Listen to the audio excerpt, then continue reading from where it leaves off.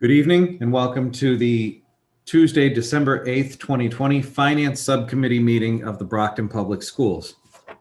Due to the ongoing COVID-19 pandemic and state of emergency, on March 12th, 2020, Governor Baker issued an executive order temporarily suspending certain provisions of the open meeting law, GL Chapter 30A, Section 20. Pursuant to that order, public bodies are temporarily the open meeting law's requirement that meetings be held in public places, open and physically accessible to the public, so long as measures are taken to ensure public access to the body's deliberations through adequate alternative means.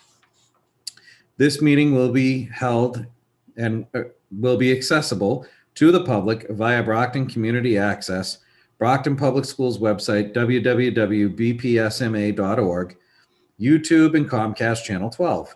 The public can access this meeting via the following link, www.youtube.com/TheBrocktonChannels. All right.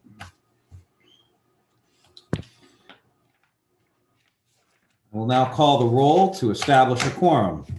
Mayor Sullivan. Here. Okay, D'Agostino, I am here. Ms. Asak. Here. Mrs. Mendez. Here. Mr. Minicello. Here. Mr. Rodriguez. Here. Mrs. Sullivan. Yes. Mr. Sullivan. Here. Okay, great. So we are a quorum. And before I announce the agenda, all right. I just want to note that the agenda has been updated today, and we are adding an executive session. This executive session is being added as an emergency amendment to the posted agenda. So just for the public, I wanted to make that comment. So it's not on the agenda, but it was an emergency edition. So for the evening, we have Plymouth County CARES Act update, FY21 budget, FY22 budget, other business, and then the Finance Subcommittee will go into executive session. Okay, so the CARES Act update. Who do we have? Is that Aldo or the mayor? I can give some, Mr. Vice Chairman. So again, we're entitled to 18 million that is being distributed from the CARES Act, the federal money that is in the care and custody of the Plymouth County treasurers. We had a call last Thursday with Plymouth County Treasurer Tom O'Brien and the Plymouth County Commissioner Chair Dan Pilata. It was myself, it was Aldo, it was Mike, Superintendent Thomas, it was Troy Clarkson, CFO for the city. It was Rep. Cassidy, Senator Brady, Rep. Dubois, and the aide for Rep. Cronin, just to go over all the logistics and the timing. So just a quick history, we received $1 million on the city side. We received another $7 million to reimburse for the school side for the acquisition of all the laptops. So that's $8 million. The city has submitted $2.4 million. That's in the queue right now to be processed. So a check should be forthcoming for 2.4. Another 3.6 on the school side, Aldo is working on. That would give us a remainder owed to the city and schools, $4 million. We've been working diligently to make sure, and I have made really a pledge that we're not going to leave any money on the table. So there's $4 million that will be spent on the school and city side to get us to the 18 million. Now, the Treasury, United States Treasury, did do a little bit of an extension last week, which is good news for us, even though the December 31st deadline is still fast and hard. In terms of getting accessory paperwork in, it's going to be allowed to go into January, into the new year, if paperwork is needed. Now, the size of the city of Brockton, the county has an outside auditing firm, CPA firm, and legal firm. So on some occasions, they look for copies of purchase orders and warrants that the towns can readily access. But we are working diligently, and we will get the full 18 million under the CARES Act. Great, thank you. Mr. Petronio? You, Exactly what the mayor said, Okay. and because I've actually worked with this firm before, I know what they're looking for. So we've been in my office trying to put together all of those documents at once and send them in at once, so that there is less questions and less, back and forth between us. So like you said, I did 3.6 million. We're finishing up of purchases. I've got probably another 500,000-600,000 unemployment costs. I think they'll cover. We're putting that together to send that in. And then still there's more items that haven't been received, haven't been paid for yet, but those will all be going in. So I agree with the mayor. I think if anything, we'll have more expenses than they have funds for. And the good thing about that is that we hope that they have extra funds in the end and need to use them up, and we'll give them to us. great, great. Excellent. Well, thank you, Mayor, and thank you, Aldo. And I know Troy Clarkson has worked with Aldo a lot on that as well. So we appreciate the efforts of both of you to help us recover these monies.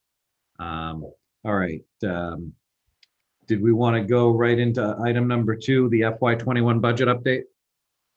Sure. Yes, Aldo wants to get this, some numbers are coming out from it's the conference committee, correct, Aldo? Exactly. We had the governor put his revised number out, which brought us back to level funding plus a couple percent maybe. Then the House came out with their numbers, and then a few weeks later, the Senate came out with their numbers. So the House went up a little bit, the Senate went down a little bit.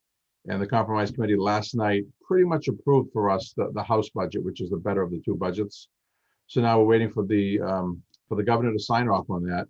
And then once he does, the Department of Ed will release to us our foundation budget and the breakout between how much the Chapter 70 would be and how much the city's responsibility would be. Once I have all that, I can actually give you a final budget for this year.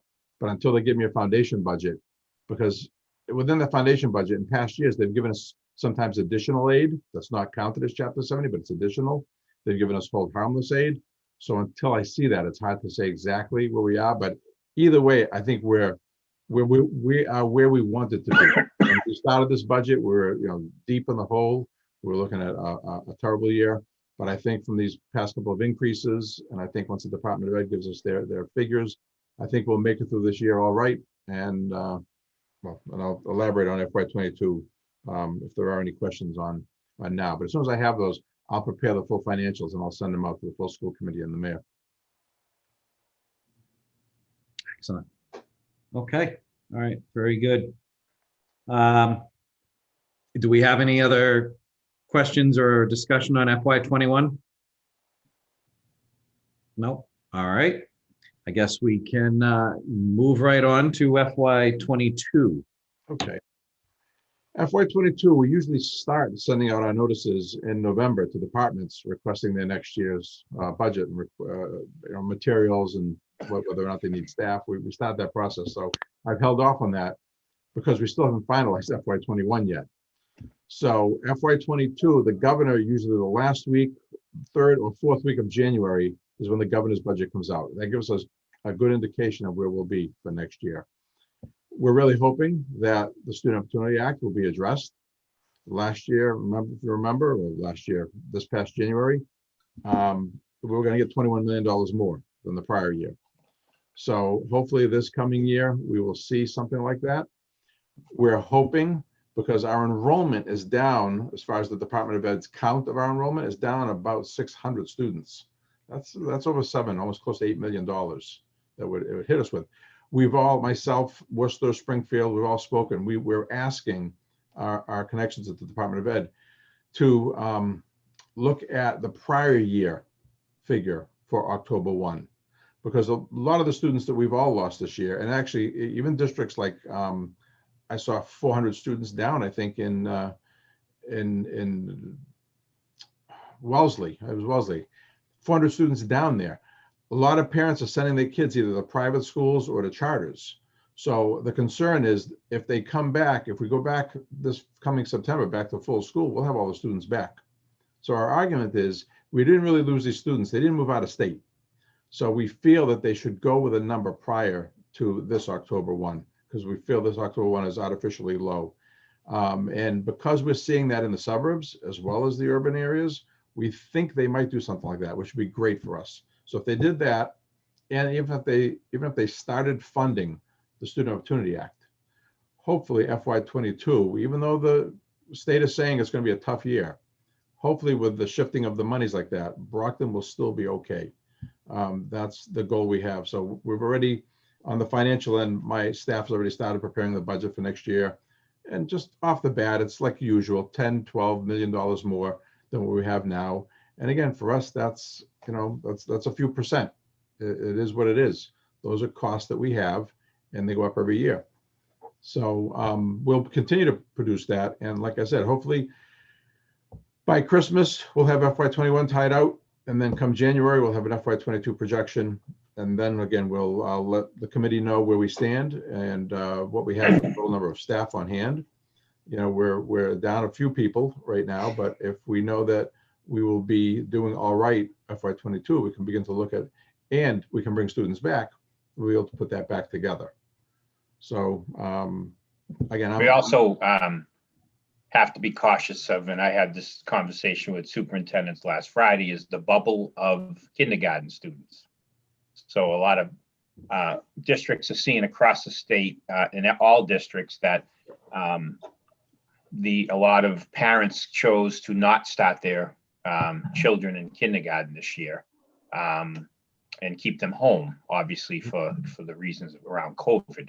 So we could see a spike in kindergarten enrollment for September of 21, and we have to be ready for that. And I think the state's aware of that, because every district, I think, is in the same boat.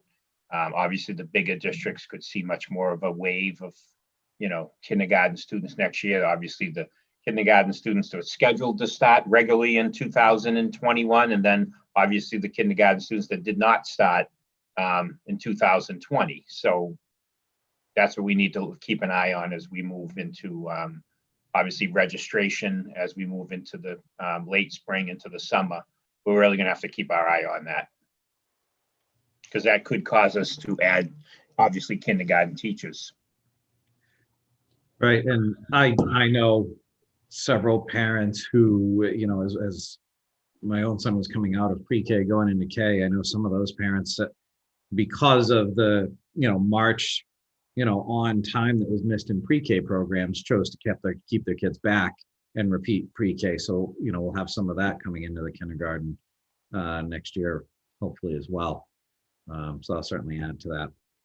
right. So that's I speak regularly with Worcester, and that's exactly their argument, that they have a lot of kindergarten students that didn't show up this year. So along with us, through our state reps, through our senator, and also through some organizations in Boston, like the Mass Budget Policy Center, we've asked them to give their input and write articles, and they have, letting the state legislature know that this October 1 from this year is not a good number, and they should not go with it. So Yeah, no, it'll put every district in the state at a disadvantage, although I think you're right, though. It's seeing it not just in urban. So thankfully, you know, hopefully that will, you know, push something along so that they'll, you know, kind of not count this year. How do you count this year? I mean, there's so many variables, and it's such a exactly. the anomaly, you know. We're also hoping, all of us, that there's some more CARES Act type money coming, because a lot of these costs that we had this year, as the mayor said, 18 million we picked up with some of these funds. Some of those costs are going to continue next year, not all of them, but some of those costs will continue. The sanitizers, the masks and whatnot. So we're really hoping that the new administration comes in, and the first thing they do is hopefully send more federal dollars our way, and not just to supplement staff, but also to cover those ongoing costs that we're going to have. So, well, again, I've heard of different policies being pushed through, but nothing's come yet that's definite. Right. Okay. Aldo, quick procedural question, and this maybe the mayor can jump in as well.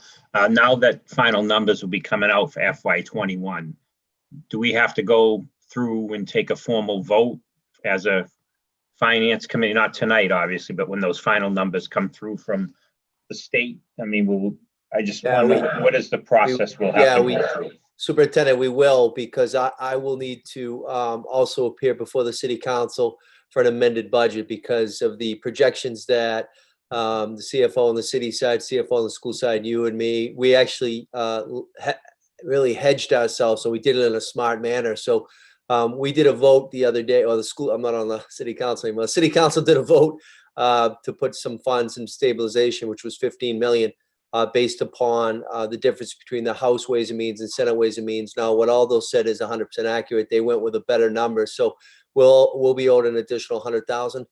So we will need to take a formal vote on the school committee side, and then we'll have to present an amended budget and get it ratified by the city council as well, Mike. Thank you for clearing that up. Appreciate it. Right. So we'll, Aldo, you'll keep us straight on that timeline so we can work Right. to schedule a finance when obviously it's, coming up within the next, probably sometime shortly after the new year, but just keep us updated. So Well, I'm actually hoping before, as soon as that number comes through, I'll give you a figure to the superintendent to send to the mayor requesting those dollars. The mayor then will send that off to the city council saying a supplemental appropriation has been requested by the school department in this amount in order to meet the foundation budget. So that's what we're waiting for, is that foundation budget. That tells us exactly how much money we have to have. So, and then that process, city council hopefully approves okay, it. yep. I just want to make sure we Yes. have the timeline in place. Although I apologize, maybe you already said this. Do you have a timeline that you anticipate FY21 numbers? Or is it? FY21 last week, the compromise committee sent their budget to the governor. I was hoping by this Friday, the governor would sign it. The Department of Ed has, because I hound them, has told me they can't release our numbers until the governor has signed it. Once he signed it, then they'll flood all the communities with our breakout of Chapter 70 and how they expect it to be spent. So as soon as I get that, then our budget, I can figure out where we stand. That'll also tell me how much is due to us from, I guess, from the city at this point. Because all the money goes to the city, then we request it from the city. Right. So at that point, the superintendent will send a letter to the mayor saying, according to the foundation budget of 235 million, let's say, we are at this point owed another certain dollar amount in order to meet our budgetary requirements to meet net school spending. That'll come to the school committee, and then we'll come to you with a finance meeting and say, here are the funds, here's what we're already hedged on. And if there are extra funds, then, that's in your hands. Right. I asked because it just, hopefully it doesn't happen, but I'm just wondering, we get 21 settled here in mid-December, and then we'll be looking for an FY22 budget January 25th. In such short order right after that, I'm just wondering the likelihood of a delay in FY20. Right here, but I have it right here, but you don't want to see it. Okay. That's my estimates. Those are my estimates. Oh, so you have some estimates for 22 as well? Yes. Okay. Mark, just to let you know, on the city side, we've already been meeting with department heads to come up with a projection of 22. I will tell you, a neighboring community, the town of Stoughton tonight the town manager was going before the selectmen to give them the projections for 22. We're not there yet. Our budget is so much bigger than the town of Stoughton, but I'm just letting you know, it's coming quickly. And again, with COVID, it's still the unknown, and we're not going to have any hard numbers for a long time. Yeah. Well, and that's kind of what I was alluding to, is the governor may not, his normal deadline of the 25th. I don't know if they'll be able to meet that, but all right, we'll see. All right. So that's FY22 budget. What's that? Thought I heard somebody. Okay. Item number 4, other business. Is there any other business? Oh, Mr. Sullivan. Yes, I just had one question for Aldo on the Student Opportunity Act. Aldo, that was voted on last year. Is that still in effect now? That act is law. They have 7 years to fully fund us, which at the time was in the 70-something million range. But they didn't set a dollar amount for each year. They just said they have 7 years to implement it. So year 1 was a 0. Originally it was going to be 21 million for us. So now year 2, hoping they try and do a little better, but we'll see. So they have 7 years according to law to fund it. Okay. Thank you. All right. Okay. Well, if there's no other business to come under, oh, I'm sorry, Mr. Minicello, the floor is yours. Hey there, just a quick explanation. What's happening to the busing money that we're saving? It is sitting in our account. Basically, we have line items. All the money's at City Hall and the Treasurer's office. Mhm. So we have basically like a credit line on that. So we have a line item. We are doing some busing. There is some students being moved right now. Some of the more fragile students, I guess, that are going out to out-of-district placements and whatnot. But the money's sitting there. And at any point in time, once we start transporting students, we'll draw against it. So as we near the end of the year, any funds that are left over will be given back to the city. Okay, We can't shift them over from where they are over to education. They have to go to the city and then be requested back from the city if that's the path we take with them. right, but there's nothing to prevent us from requesting some of that money for improvements or construction or renovations. It's all up to you and the mayor. Yes. Okay, great, perfect. All right. Well, I guess we'll look at that at the end of the year and see what's left over. Sure. All right, thank you. Mrs. Sullivan, I see your hand. I just wanted to ask Aldo, so the Student Opportunity Act will give us 21 million. Is that over 7 years?